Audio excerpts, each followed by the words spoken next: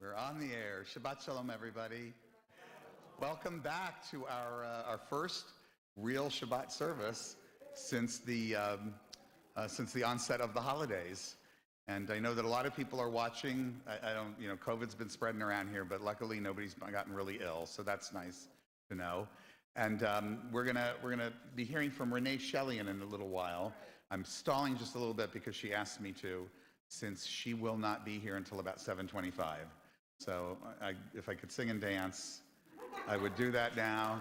But no, you do not want that. All right, thank you. Yes. One of the greatest things about Joseph is that he can joke in piano. Huh? He sings great. He was the fourth part of the fourth part harmony in Zecher Tzadikim Livracha during the holidays. And by the way, the music at the holidays, am I right? He rearranged everything. Arranged everything. Yeah, I arranged the string parts. The strings were beautiful. So we're very, very grateful. Thank you for making our holidays so beautiful. All right, I think I've stalled enough. Hopefully, we have a lot of folks online. I know one person online that I promised a shout out to is Carolyn Lowe. Carolyn couldn't make it tonight. She's a little bit under the weather and didn't want to take a chance. And she helped to arrange our speaker tonight, who, as you can imagine, is very, very busy at this time in our history. She's one of the leading advocates in our country for reproductive rights. And that's one of the reasons she asked if she could come a little bit on the later side. And so if she's not here at 7:25, we'll tap dance again for a few minutes. But I assume she will be. Let's begin with the next slide, Arthur, with the first slide. Where the world is dark with illness, let us kindle the light of healing. Where the world is bleak with suffering, let us kindle the light of caring. Where the world is dimmed by lies, let us kindle the light of truth. May the honor of kindling the flame inspire us to acts of goodness that illumine all the world. May the mitzvah of lighting these Shabbat candles remind us to sanctify life with the power of life. I'd like to invite Susie Friedman to light our Shabbat candles.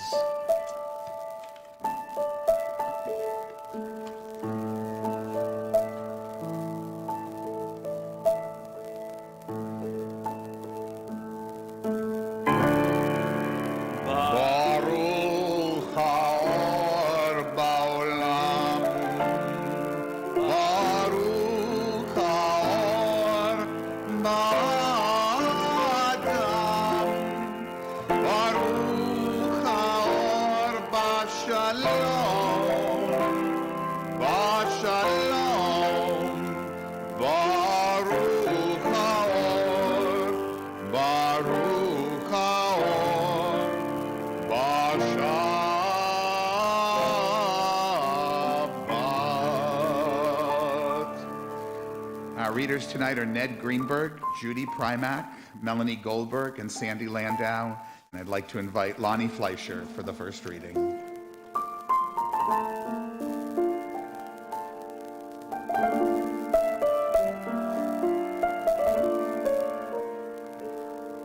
Shabbat Shalom all. I love being here to see you. Our ancestors hallowed the Sabbath day. In dark times, it was a refuge for them, and in times of prosperity, it gave them rest and joy. As a community, we celebrate the opportunity to gather in that spirit, even as we imagine Shabbat anew. May we too find rest from the day's work and refuge from our cares. May we too feel the warmth of love and companionship. May we too feel our joys heightened and our sorrows softened by the love we give and receive. May we be blessed with Shabbat joy. May we be blessed with Shabbat peace. May we be blessed with Shabbat light.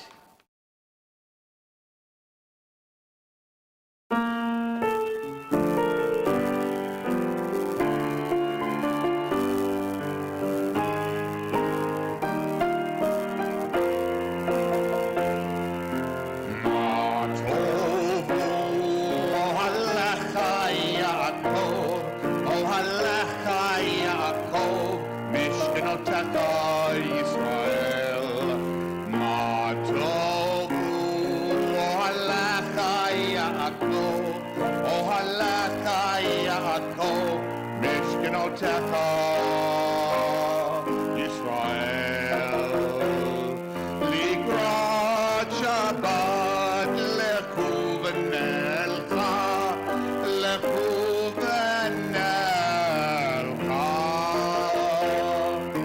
כי היא מקור הברכה, מקור הברכה. מה טובו אוהליך יעקב, אוהליך יעקב, משכנותיך ישראל. מה טובו אוהליך יעקב, אוהליך יעקב, משכנותיך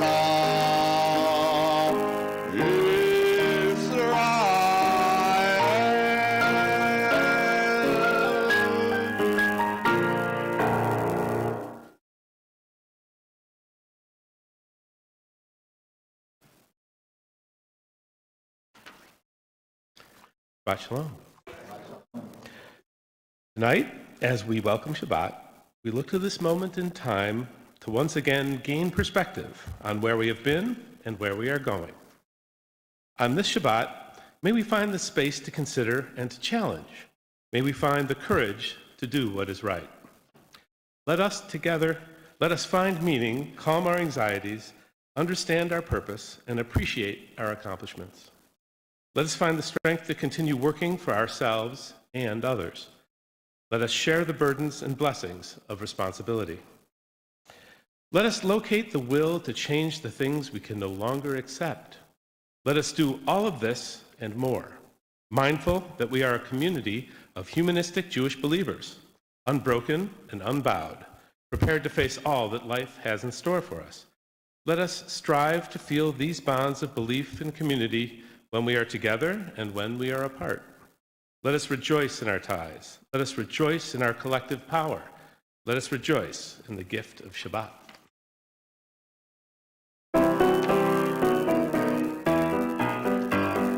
Shalom Aleichem, Mohavei HaShalom, Shomrei Shalom. Shalom Aleichem, Rodefei HaShalom, Shalom Aleichem. Boachem LeShalom, Malachei HaShalom, Ovedei Shalom. Miyom Zeh Layamim Aba'im, Shalom Aleichem. Shalom Aleichem, Mohavei HaShalom, Shomrei Shalom. Shalom Aleichem, Shomrei HaShalom, Shalom Aleichem. Boachem LeShalom, Mohavei HaShalom, Teichem LeShalom. Miyom Zeh Layamim Aba'im, Shalom Aleichem.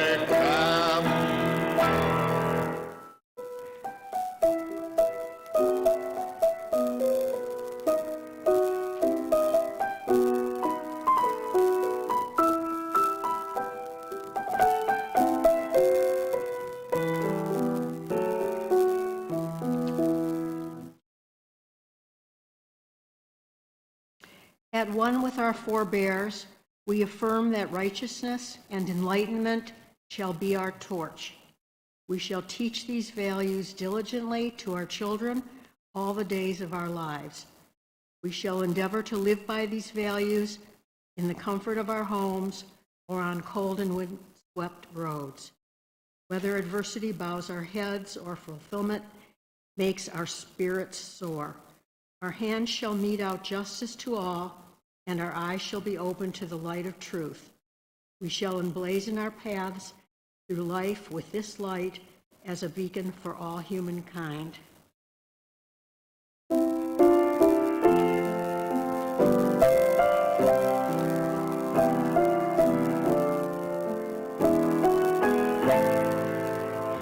Ori, ori, bi. Efo tikwati, tikwati, bi. Efo kofi, kofi, bi. Vegambach, vegambach. Efo kofi, kofi, bi. Vegambach, vegambach. Where is my light? My light is in me. Where is my hope? My hope is in me. Where is my strength? My strength is in me. And in you, and in you. Where is my strength? My strength is in me. And in you, and in you.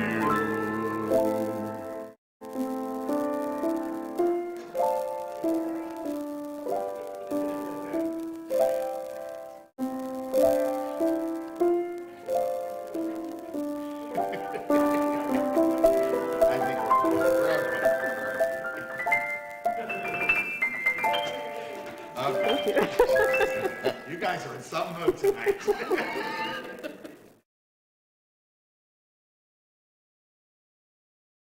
See that word on the bottom? No, yeah, so you're all going to say that together when we get there. Okay. In humanistic Judaism, the preservation of dignity for each and every individual is a core value. Is there dignity if freedom of choice is offered only to men? Is there dignity if freedom of choice is available only to the rich? No. Is there dignity when government interferes with the decisions that belong to a woman and her doctor? No. Is there dignity when the health needs of one gender are covered by insurance and the health needs of another gender are controlled by the religious beliefs of their employers? Dignity requires that each and every individual have access to the quality, comprehensive health care that they want and need. Dignity requires that each and every individual has the right to choose what will happen to their body.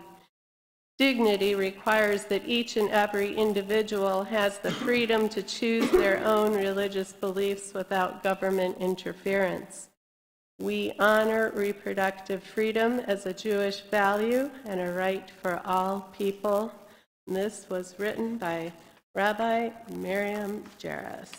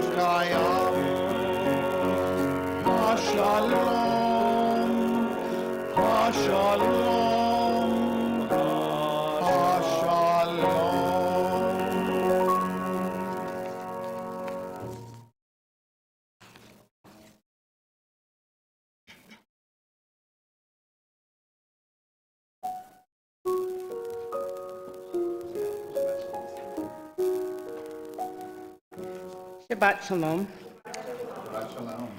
Sing the song of people, joined in understanding and respect, the song of life's wonders on earth, protected and cherished, a gift for our children pardon me, and the generations to come, the song of a land once ravished by war, now quiet and content, for soldiers home to leave no more, the song of a world redeemed, the song of peace. Elise Goldman.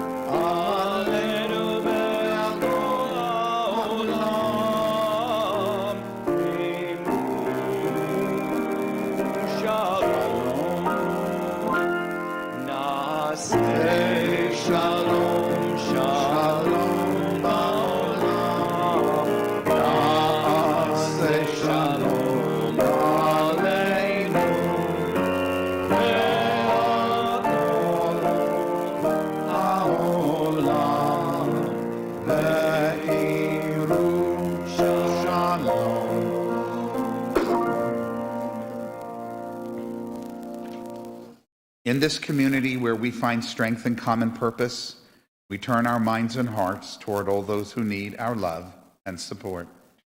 Those who are ill, those who suffer pain of the body or spirit, those who are lonely, and those who have been wronged.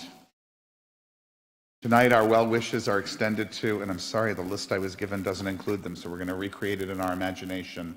Joe Gaydon, Rabbi Peter Schweitzer, Ruthie Goldman, anybody that I'm forgetting, and anybody you'd like to mention from around the room. We'll start on this side. Anyone here?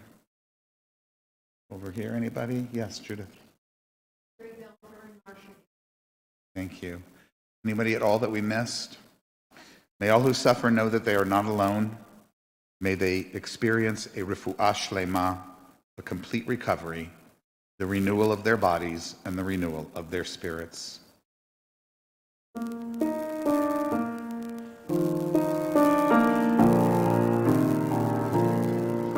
Mekom ha'koach betocheinu, mekorot ha'bracha michebroteinu. May the source of strength that dwells so deep within us help us find the courage to make our lives a blessing, and let us say Shalom. Mekom ha'koach betocheinu, mekorot ha'bracha michebroteinu. May those in need of healing know refuah shlema, the renewal of body, the renewal of spirit, and let us say Shalom.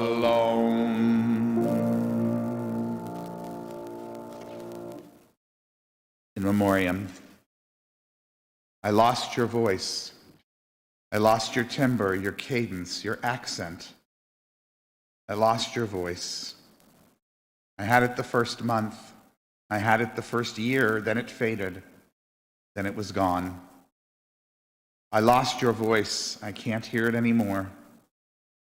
I lost your voice, but not your words of approval, your words of wisdom, your words of support, of love, of guidance. I lost your voice, but I'll always have your words. Our thoughts turn to those who are no longer with us, our own loved ones, those whom our friends and neighbors have lost, the martyrs of our people whose graves are unmarked, and those of every people and nation whose lives have been a blessing to humanity. As we remember them, we meditate on the meaning of love and loss, of life and death. We recall now our loved ones whom death has recently taken from us, those who died at this season in years past, and those whom we have taken into our hearts with our own. On this Shabbat, we continue to mourn the recent death of Annette Ann Cipher, who was with us in this very room the night before she died.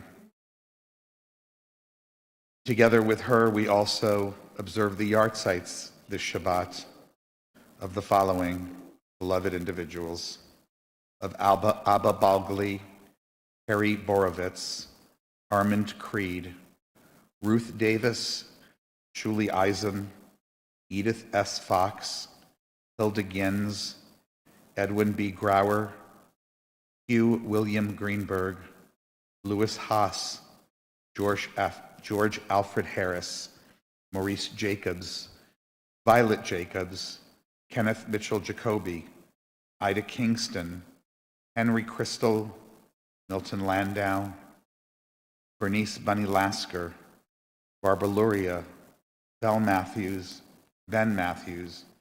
Dorothy Nolish, Harry Oberstein, Gerald Primack, Stuart Rice, Marion Rose, Alfred Schwartz, Ann Surratt, Harry Surratt, Jerry Serban, Edward Stawicki, and Joseph Winchell. Yehi zikram livracha. The memories of these beloved people provide us with a sense of comfort as we face our world in their absence. If you can do so comfortably, please rise as we recite together our humanistic interpretation of Kaddish. Nit gadal v'nit gadash beruach ha'adam. Let us dignify and ennoble all people in the spirit of our shared humanity. Let us acclaim the preciousness of life. Let us show gratitude for life by approaching it with reverence. Let us embrace the whole world, even as we wrestle with its parts. Let us each, in our own way, take up our share in serving the world and seeking truth. May our commitment to life help us to strengthen healing of spirit and peace of mind. May justice and peace permeate and comfort the house of Israel and all those who dwell on earth. And let us say, Ken Yehi, may it be so. Please be seated. I told you I was not going to have to tap dance for you. Our speaker came just as she said she would. I am so very grateful tonight to welcome Renee Shelian. Am I pronouncing it correctly? The founder of Northland Family Planning Centers and the president of the Health Center for Women. For decades, she has been a passionate advocate for advancing and protecting women's choices regarding pregnancy and birth control. Before Roe v. Wade, Renee flew to New York every week with a Detroit area physician offering women safe, legal abortion care. In 1976, she founded Northland Family Planning Centers, which has since expanded to 3 locations serving the greater metropolitan Detroit area. As a committed political activist, Renee is also an active participant in preserving and protecting women's reproductive and civil rights. She has served as president of MARAL, as a founding member of the National Abortion Federation, and a number of other organizations dedicated to reproductive rights. Renee is well known for speaking out, and her voice has been heard from the halls of Congress to the United Nations Human Rights Council. She has been honored by Detroit Now, the Michigan Women's Political Caucus, and countless other organizations.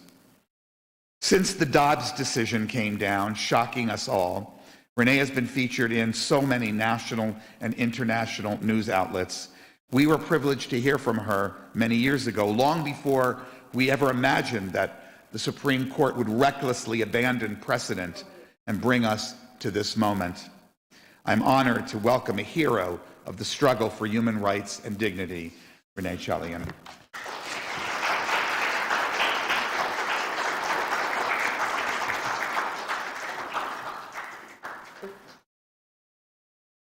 Well, you introduced me so well, I may not have anything to say.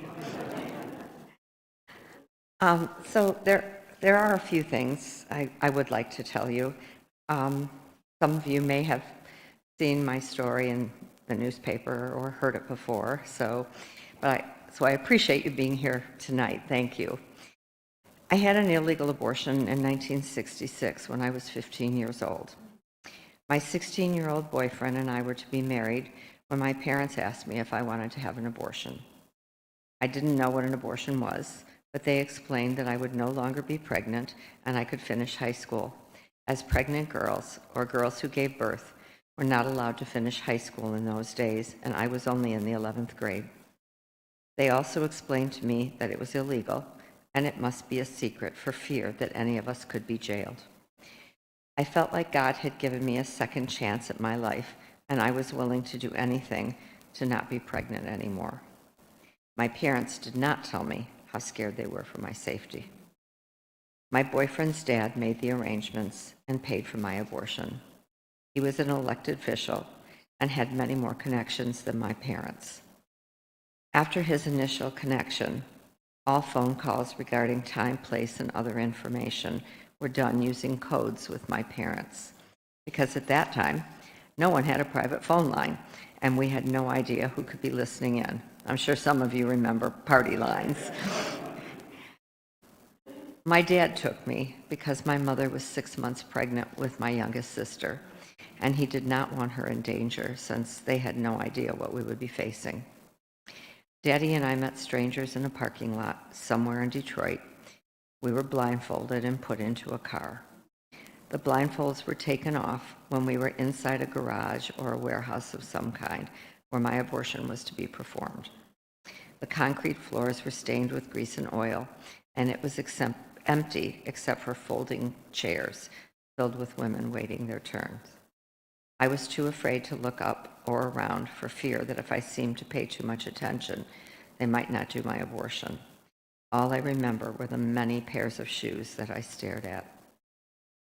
I was farther along than they thought, and they could not complete my abortion that day. Instead, my uterus was packed with gauze, and I was sent home with instructions that I would go into labor and pass the pregnancy at home.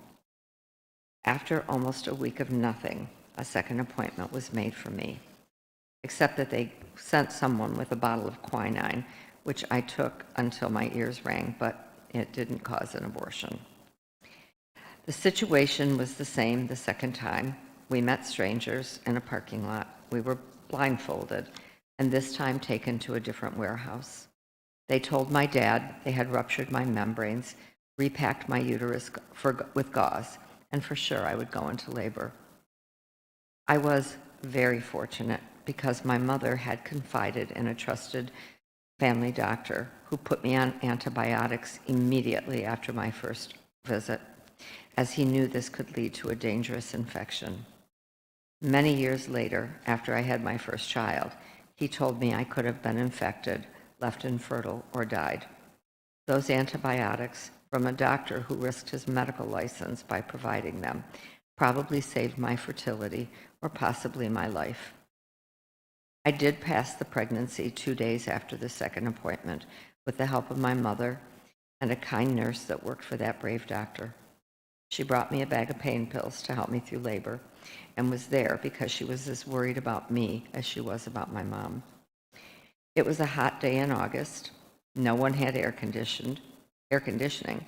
We lived in the inner city, so houses were very close together, and my mom closed all the windows so no one would hear me scream if I did. Daddy packed up my brother and sisters and left the house until later that night when it was over. My parents didn't want them to hear anything or know anything for fear of prosecution. When I passed the fetus, my mom and the nurse were faced with yet another dilemma: what to do with it. My mom talked to my boyfriend's father, and for $200 more, someone came to our home and picked it up in a grocery bag. My abortion was $3,000 in 1966. Later that night, when my dad came home, he came into my bedroom to check on me. He told me how much he loved me and that I was going to be okay and that I'd be able to live my life to the fullest. He told me that we would never speak of this again. He told me never to tell anyone, not only because it was illegal, but because no man would ever want to marry me if he knew. We didn't speak about it for more than 20 years. When I was 20 years old, I began to work in Buffalo, New York before Roe, assisting that same doctor who helped me to provide abortions Friday through Sunday for women from a 6-state area in Canada. In 1976, 3 years after Roe, I opened the first of 3 Northland family planning clinics with my vision of how abortion care should and could be: medically safe and with the dignity and respect that all patients seeking abortion care deserve. I have been an abortion provider for more than 50 years. For 50 years, I have had the honor and the privilege of hearing women's stories, of holding their hands and listening to their dreams. I have learned from them that an abortion decision is complicated. I recently heard a quote from Sidney Poitier that says, or goes, "It's difficult when you are carrying other people's dreams." But that is exactly what we do, and actually what all of you are doing by showing up tonight. I have lived with and seen the scenarios we are facing now in the United States since the Dobbs decision. Pregnant people who may face prosecution, having to travel to other states again, and the illegal abortions we are already beginning to hear about, as well as pregnant people not getting the best medical care they should be getting because good caring physicians are scared they will be prosecuted. In states like Missouri, where a ban was passed, banning abortion from the moment of conception, you can't get an IUD any longer because it may cause an abortion, according to the opponents of abortion. And if a woman is raped or not, she can no longer get a morning after pill in the entire state of Missouri, which is so hard to imagine. The Dobbs decision has created a nightmare and a public health crisis for pregnant people in this country. The ballot initiative, the amendment that we're talking about, Proposal 3, is about restoring the freedoms we had before the Supreme Court ripped the right to make a private decision about pregnancy, the decision about when to bring new life into the world from all of us, and put it in the hands of politicians.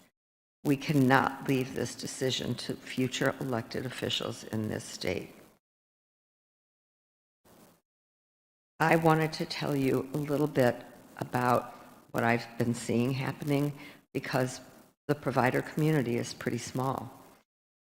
When abortions were banned in Ohio, every clinic in Michigan, Pennsylvania, Illinois were immediately slammed with patients. We couldn't keep up with the schedules. Patients were scheduling in multiple states and then not showing up, not remembering to call and cancel, and those patients that we had put off for 2 weeks, sometimes 3, were unable to get appointments any sooner.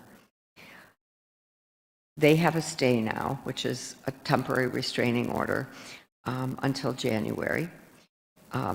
Every case will now have to be fought in state courts.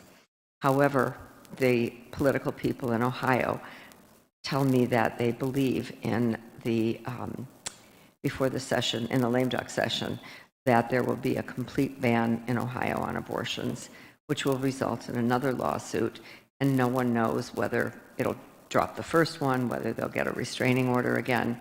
Indiana has banned abortions. They also have a temporary restraining order. We're not hopeful about Indiana. Texas It is illegal to refer a woman to another state for an abortion. I have a friend who, when there was a temporary restraining order and they were allowed to continue to practice, has been charged with murder. Actually, 2 providers have been charged with murder because they're now saying that temporary restraining orders don't matter and the law was retroactive. The things that are happening in this country, the bans in Oklahoma and Utah, in Arizona, in so many places, cannot happen in Michigan. I am here because this is personal to me, for my daughters, and my granddaughters. It is about the hopes and dreams for all Michiganders, because to them, it is also personal. We must do this for all of our daughters, granddaughters, all of our children, and every single person you love who may need an abortion in the future. We will not have the chance ever again, so failure is not an option. As I talk to other providers and activists around the country, Michigan is a beacon of hope. If we win, I hope when we win, we provide a roadmap for other states to follow suit. But if we fail, they lose all hope. I want to thank you for allowing me to speak to you tonight. I know that probably many of you have voted by absentee ballot, but it is not too late to tell everyone you know what is at stake. I don't care how you share it, on social media if you're on it, if you have to call everyone you know.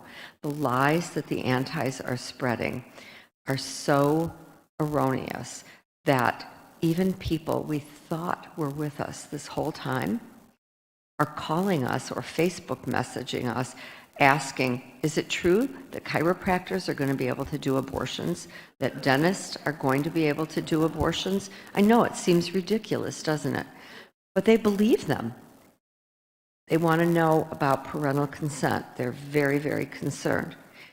What I can tell you right now is that not one single thing in Michigan changes when we win this ballot initiative. All of the laws that are in effect now remain in effect. If, in fact, anyone wanted to see a change, there would have to be a court challenge. We don't know what those court challenges will be, but this referendum, this ballot initiative, changes nothing. The lies that abortions will be done to birth are simply that, lies. Abortions are not done to birth now. There are a couple of states where later abortions are done, but in those 4 or 5 places, there's one provider in each state that does that for women from around the world, not just the United States. And they are done for severe fetal anomalies or when there is a severe threat to the mother's health and the baby can't be saved. Certainly, if you can deliver a baby and save a mom, you're going to do both. Any practicing physician would do that. The later abortions, or late-term abortions, as our friends have called them, are only done in rare instances. They have never been done in Michigan. We have a law banning abortions at 23.6 weeks, which is still, by ACOG, a point of viability. And that law will not change. It is a separate law, and no one here is even thinking about challenging it.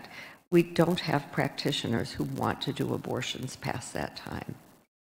You know, if you have questions, if there are people who have asked you these kinds of things, please raise your hand and ask me, and I will try to answer them, because the opposition are spreading so many lies that I'm scared. I have been very optimistic. Like probably many of you who got petitions signed, we were getting them signed. When I found out we had 925,000 signatures, nothing could have made me happier. Our side was so careful. We pulled out anybody who didn't cross a T or dot an I, and only turned in 759,000, which was still almost twice the number needed. But we did not give the other side a chance to question any of our signatures. But almost 1 million people signed those petitions. Now we just need to get them out to vote. I thank you very much for allowing me to speak tonight. I hope that in 2.5 weeks we are celebrating, and that we will be a roadmap for the rest of the country, because there is already a severe health crisis starting. Does anyone have any questions?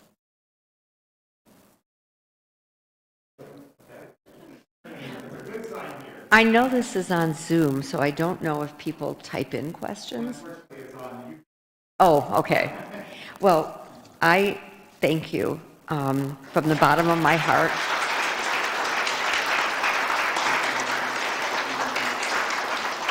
Thank you, Rabbi, for inviting me tonight. I appreciate it very much. Thank you for all you've done. Thank you for being the courageous voice you have always been to bring your experiences to everyone. I remember how difficult it was for you back when we thought this was over.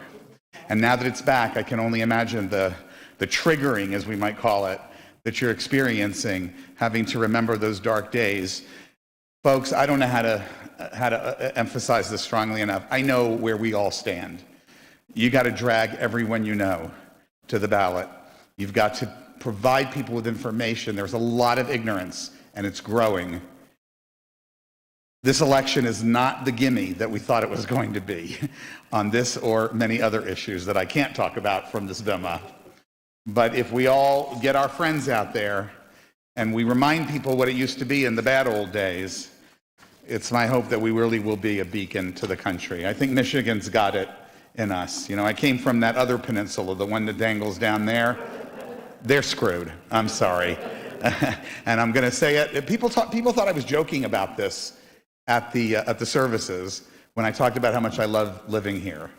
I don't know why people don't flock here, because I've found this to be a place of openness and kindness and of intellectual integrity and of integrity and of preservation of human dignity.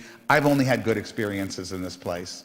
And I think that we can show up at the polls in our absentee ballots and get this done so that we won't have to talk about this anymore in Michigan. Then we'll go out and proselytize to the rest of the world. Again, Renee, thank you so very much. I know how exhausted you are. I know how exhausting this whole thing is. All right, we're going to conclude with Hine Matov. Just a reminder, next week I'm going to give a totally different tone. It is the sort of the eve of Halloween. So I'm going to give just a very short presentation on, believe it or not, monsters, goblins, demons, and ghosts in Jewish tradition. We have a lot of them. And I'll share some of that with you just for fun.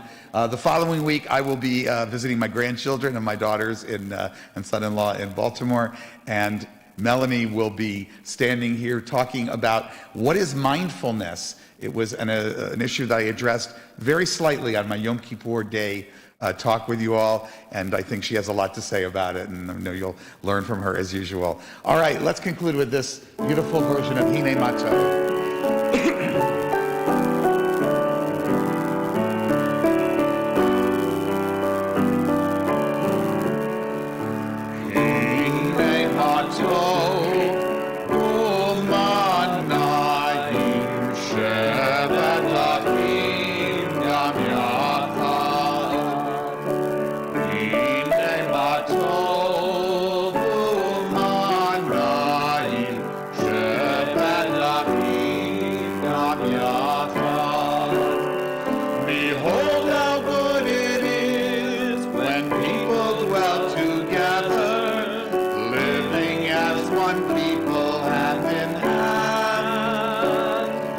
What keeps us safe and strong is that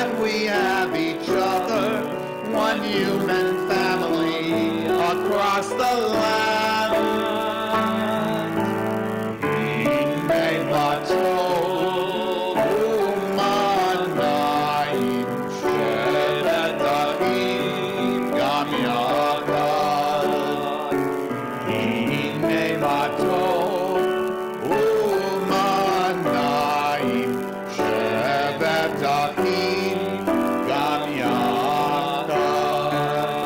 Thank you to Joseph. Thank you to David Weeks, who does our streaming, to Arthur for the slides, and to all of you. Shabbat Shalom.